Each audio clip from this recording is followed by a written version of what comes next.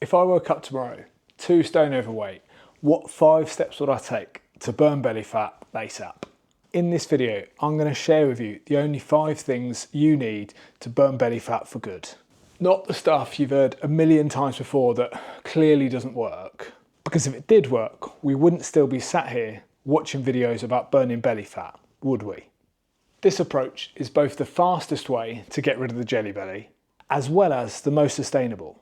So you don't pile all the flab back on the moment you finish whatever deprivation diet is flavour of the month this week. And I know these steps work because first I burnt my own belly fat.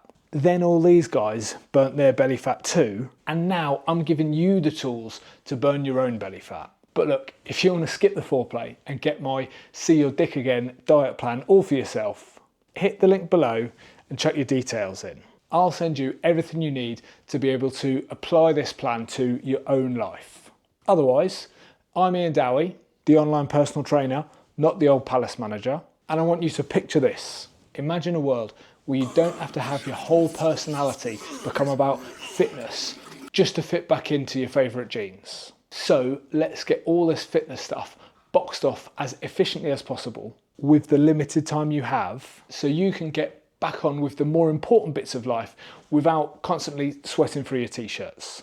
We're going to look at the belly fat problem a bit differently than you've looked at before. So let's see if we can figure out a way together to burn belly fat that works for you.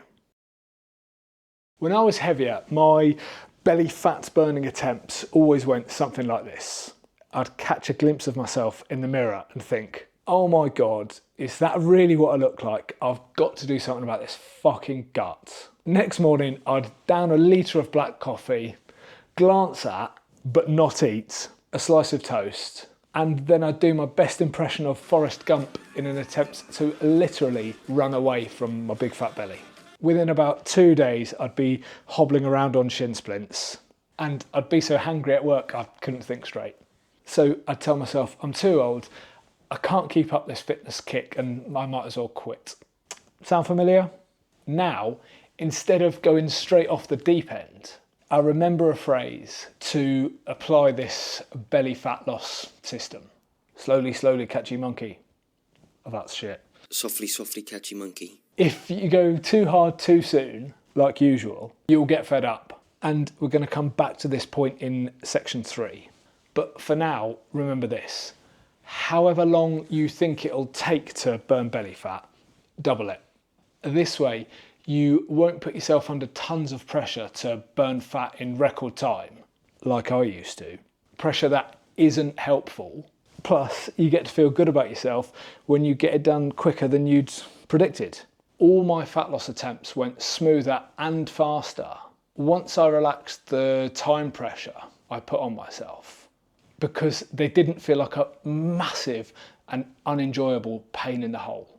I know social media is full of lose 2 stone in 2 weeks claims, but if you plan on losing a few pounds of belly fat per week, this is quick enough that you'll notice the changes in the mirror really soon, which will help keep you motivated, and the effort won't be so punishing that you don't even last past the first Wednesday. So with that foundation laid, we come to the practical application part of the video, the actual how-to bit. I'm going to get your ass to mom. So last night I stayed up too late writing the script for this video. I've woken up today feeling really hungry, just like I always feel hungry after a bad night's sleep, you know. There's a whole load of science behind why this happens, with all the names sounding like they're out of the latest Dune movie. But what this basically means is when you don't sleep enough, your appetite goes up. So I guess the options are throw your alarm clock in the bin and tell your boss you're going to be late for work a lot more often, or try not to stay up too late scrolling social media. Obviously, I'm not saying you have to go to bed at 9 PM every single night for the rest of your life. What I'm talking about is a kind of pointless staying up late because you can't really be asked to go upstairs to bed. To me, this always feels like a total waste of time and it feels like it's best avoided. Also, life is going to fuck you up sometimes, like it has to me literally right now. maybe you'll have to work late, or you'll be out on a social, or there's a movie or something you really want to watch. Cool, if you've got something you actually want to stay up for, sweet, go for it, you're a grown up. Just cut down on the mindless bits of staying up, okay? On the days I do feel extra hungry after sleeping badly, here's how I handle it. First, I'm reminding myself that it's normal to feel a bit extra hungry, which makes it easier to not snack because I know what's happening. There's like an imbalance in my hunger chemicals, and my body is trying to use snacks to make up for a lack of sleep. I'm not starving to death. I don't need to have something to eat. And second, I always eat a bit more fruit. Fucking hell, what boring advice. Because this will trick my hunger chemicals into thinking I'm more full, so I don't get more fat. But that leads us perfectly to my next point. Anybody young enough to have a full head of hair isn't going to understand how impossible it is to get to the gym. I literally work in one and can only squeeze in an hour, or I was going to say an hour or two, but really I mean an hour or an hour and a half per week. And I don't even have to travel to get there. So anyone over the age of 30 who tells me they can go to the gym 6 days a week, I think, yeah, I'm sure you can this week, but how long can you keep that up for? Remember the patience that we talked about in point 1. So there's a couple of things to think about here. When Matt started coaching with me, we looked at his diary and he thought he could go to the gym 4 days per week. And I said, great, go 3 times and use the time that you would have spent doing the 4th one to do some cooking instead. This doesn't have to be fine dining. Every Monday, he gets a whole chicken and bangs it in the oven for 80 minutes. Then he boils 500 grams of pasta.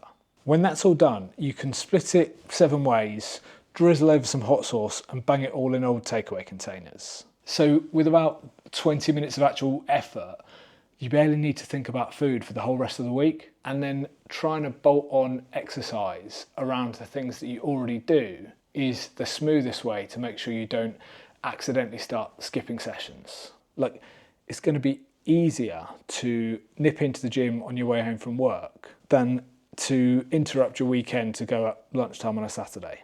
Or get out and stretch your legs on your lunch break rather than getting up 30 minutes early to run around the block. Matt always used to believe that trying harder meant better, but you don't get bonus belly fat loss for extra suffering. Make life as easy as possible, for as long as possible, by fixing the basic shit first. We only had to start adding in really inconvenient stuff when he'd already lost 2 or 3 stone, which leads us to maybe the most important part of the whole video. After listening to way too much Joe Rogan, I tried the keto diet. All I ate was bacon, mayonnaise and eggs. And in 2 months, I lost over 1 stone of belly fat, which was cool. But when I went back to eating normally, all that weight came back on double quick, which was not ideal and made the whole attempt feel like a proper waste of time. But from this experiment, I realised something. The fact that loads of different people have burnt their belly fat with loads of different diets, since they've all been successful, this tells us that it is possible to make basically any diet work. So instead of worrying about which diet is the best overall, fucking relax. Maybe we can run some experiments to work out which one is best for you. Because as cool as going carnivore might sound, my girlfriend's a vegetarian. So for me, do you think that diet is the best, or do you think it might cause some completely avoidable friction at home? Anyway, after being a keto hero, the next time I went on a belly fat loss diet, I tried this. I started out by cutting my portions of my normal food down by about 20 or 30%, and then cut them a bit more every few weeks as my body got leaner. It was only after like 3 months that I had to almost completely cut out like treats and nice food, because it's way easier to lose the 1st stone than the 3rd. So why redline it from day 1 when you don't have to? I mean, if redlining your diet was working so great for you, I don't think you'd still be watching this video. Now that I've figured out what works best for me, I can follow a couple of simple rules when I feel myself getting a bit too fluffy. Like, don't take the piss when it comes to junk food and eat smaller portions when I want to get lighter. But you and me aren't the same person, so what's worked for me might not exactly work for you. So to give yourself a bit of structure to run your own experiments and find out what suits you the best, pop your details in below and I'll send you over what you need. But this leads us at long last to the part you've all been waiting for.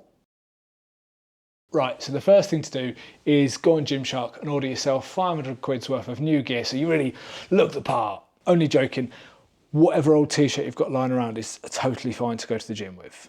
It's a gym, not a fashion show. Look, don't let guys like this tell you what routine you've got to do. All the exercises are made up anyway, and there's a million ways to skin a cat, and what's best for them might not be perfect for you. Like having a bigger chest, arms and shoulders, as well as a flatter stomach, will make you look better in a t-shirt.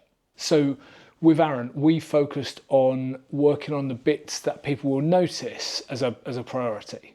Pick your favourite exercises and push yourself a bit harder week to week, because it's that push across time that really makes your muscles grow.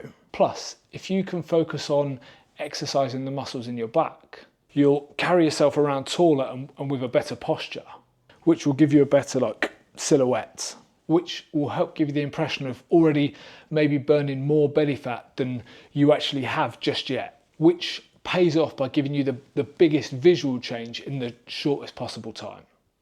Because a stone is just a number, and what the lads actually buzz off is hearing compliments like your wife saying your arms look good in that t-shirt, or someone at work asking, have you been going to the gym? You look great. And these compliments come from how you look. Nobody is going to check your workout plan before giving you a compliment. So if you've only got a couple of 20 or 30 minute windows in a week and you go in and train your chest and arms and you look great because of it, great, amazing. Don't worry about what these guys are saying you must do in the gym. Whatever works for you is what works and all that matters. So there you have it. The real way to burn belly fat ASAP is by setting yourself up to succeed, rather than going on a crash diet and burning out before you've even got started. The fitness industry wants to sell you that there's some secret shortcut that you don't know about. But these shortcuts tend to be so hard that you bin it in a few days anyway. So it's a shortcut to nowhere. So to get the complete See Your Dick Again plan for free, hit the link below. I'll send you everything you need to make all of this work for yourself. And if you want to hear more about the stupid mistakes I made along the way to figuring all this stuff out, you can click on, wherever it is, this video to see that the only thing that makes me any sort of expert is because I've fucked it up every which way you can imagine. So please like and subscribe. Leave me any questions you've got in the comments and I'll see you in the next video. Cheers.